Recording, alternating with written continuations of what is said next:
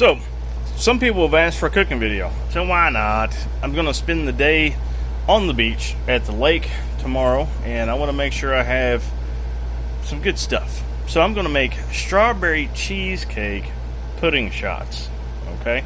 So first thing you need to do is get you some fresh strawberries, cut the ends off of them, and wash them. I just basically run water over top of them and then drain it. Then I'm going to take about a half a cup of sugar, put in here, and then I'm going to proceed into mashing the strawberries until it becomes a liquid type consistency that's easy to either spoon out or kind of pour, I guess. So I'm just going to sit here and just take my time and just kind of beat the crap out of these strawberries. I need 2 hands. And this is what I got. Now, you don't want to put so much sugar in these that they're just not tasty. You want to have a little bit of that tart strawberry and a little bit of sweetness. You want to just a happy medium, you know what I mean? Now, next thing I need is some melted butter. I guess this right here is unsalted butter, I believe. Maybe 2 tablespoons, I guess, because all I'm going to do is take crackers and pour this over mashed up crackers, like graham crackers, to make like a kind of like a graham cracker crust, I guess is what I'm trying to say. This is the consistency that you're probably going for. It's got enough butter, but you still get these nice little moist balls of graham cracker. And if you want to make it even sexier, which I don't tell everybody my secrets, but since you all have been in my followers, subscribers for a hot minute, I'm going to let you in a little bit on how I do stuff. Now this, all that is a little bit of sugar and cinnamon, y'all. And people are like, dude, why do you go to such extremes to make a shot? Well, for one, if I'm going to eat or drink, I want to drink well. I'm not one of these guys that believes that consuming adult beverages should taste like horse shit. So I like stuff that tastes good, and I like stuff that makes people smile. Because eventually I just pass these out for free. I go to the beach, find all the hot chicks, and be like, hey, would you like a pudding shot? They're like, sure. So yeah, it's just a good time. Now, take this, throw it in the refrigerator. Now I'll just take my leftover graham cracker crumbs, put it back in the graham cracker box, because they will come in handy at a later date. Now, this is the star of the show. And since I'm making cheesecake, you want a box of cheesecake pudding. And this is sugar-free, and if I'd known it was sugar-free, I wouldn't have bought it. But that's okay, because I'll put sugar in it. And you need to make sure you get the instant. You don't want the cook to serve. So this, and there's one more thing. And this. Cool Whip, regular. Don't get fat-free. Don't get light, because that's all for dorks. You want the full power Cool Whip. This is a fail on my part, but that's okay. Like I said, I'll fix it. And normally you need a cup of milk, but since these are going to be all the horsepowers, I'm going to, instead of making the pudding with milk, I'm going to use 2 cups of this, and that's all you need. So before you can use this, you want to get this ice cold. Throw it in the freezer, it won't freeze. Make sure this is thawed out but cold, and then we can move on to the next step. Now, instead of using 2 cups of milk, you want to do 2 cups of room chata. Throw that in here and mix it up. Now get your wire whisk and just start stirring and stuff until all the powder is nice and dissolved and there's no little chunks floating around. Now take your 8-ounce container of regular Cool Whip, not light, put that in here and mix it up really well. Now this is what your mixture is going to look like. Now you can, it's warm enough to where you can pour it inside of a bag, and let me show you what I'm talking about.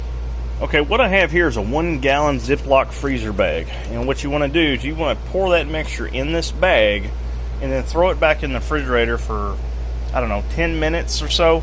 Let this get cold again, and then we'll move to the next step. So what I basically do is take this 1-gallon freezer bag and I flip the edge over on itself, and it holds itself up and it holds itself open, because this eventually is going to end up being like an improvised redneck pastry bag. That way we can squeeze the pudding mixture into the shot cups. And here we go. Now I'm going to throw this back in the refrigerator for about 10 minutes just to kind of get it cold a little bit, and then I'll start filling the cups. Now this is just a baking pan that I always keep in my freezer to keep it ice cold for whenever I make pudding shots. I don't ever bake on it because it's older than Jesus, and it's really not worth baking on. I just use it, that way I have a place where I can stack my shots and they don't get away from me. So here's another thing.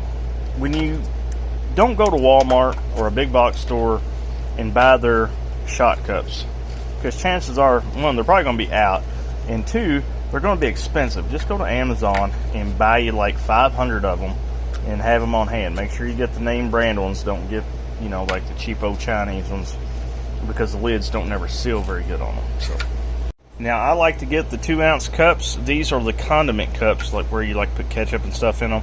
I just feel like they work better. If you buy the little 1-ounce shot cups, those are dumb. Don't get those. Spend the money and make a nice product. Don't get these little bitty tiny ass shot cups that you can't even get a lick out of them. So get the 2-ounce and don't get the 5-ounce. That's, good Lord, that's way too big. Okay, so this tray holds 24 perfectly to where it keeps from getting away. So that's really cool. Yeah, I know my cabinet's a mess. Shut up. So take your pudding mixture and stand it on one end and go to the other end and kind of squeeze all the stuff out of it. And I've got a pair of scissors around there someplace. Take some scissors and you want to cut the tip off. Just the tip. Now don't get crazy and cut like a really big corner out of it, because then you can't really regulate how much you put in here. Now you want to fill it up about 3/4 of the way, because you want to have room for graham cracker and strawberry, and you want to be able to put the lid on it where it fits right. So if you look, you know, this lid kind of sinks down a little bit, and if you overfill it, it'll press some of the filling out of the shot cup, and you don't want that. Now here's the trick. When you take your bag of pudding and you put it in your shot cup, don't keep it way up high and make like pudding turds, okay? Because it turns out like that and the pudding mixture doesn't fill the cup completely. Take the tip and stick it all the way down in there as far as you can get it, then squeeze your bag and slowly pull it out. That way it looks nice like this and you get a full cup of pudding. So now I've got 24 shots. Some of them look great the way they should. Some of them look like dog duty. I ran out. So now, the best part of a cheesecake, if you ask me, is the crust. I don't know why. So instead of putting the crust on the bottom of the shots, I put the crust on top, then do the strawberry. That way you always get that texture and that taste of the crust as soon as you start eating the shot. This right here, it is a 1 teaspoon, and I'm just scooping out, getting a little bit, just doing it just like that, and then I'll go back and do the strawberries the same way. And here we go. This is what they look like. They are wonderful, and I think this one is going to be my taste test dummy, because I want to make sure it tastes excellent. And then I'm going to take and put all the lids on them, which I think I might have done exactly what I didn't want to, get them too full. But yeah, I got that one too full. But that's okay, you know, that's okay. I just try not to get it too full, because these will be the first ones to pop off when it comes to transporting them. So I'm going to try this one. Then when you're finished, just throw them back in the freezer, and you can let them sit in here for as long as you want. Just make sure they get good and cold before you give them to people. But after that, whatever. I've had these things in the freezer for like 3, maybe 4 weeks. They get a little hard, but you can still eat them. Just let them sit out for 5 minutes, you're good to go. So, hope y'all like this video, and I'll see you later.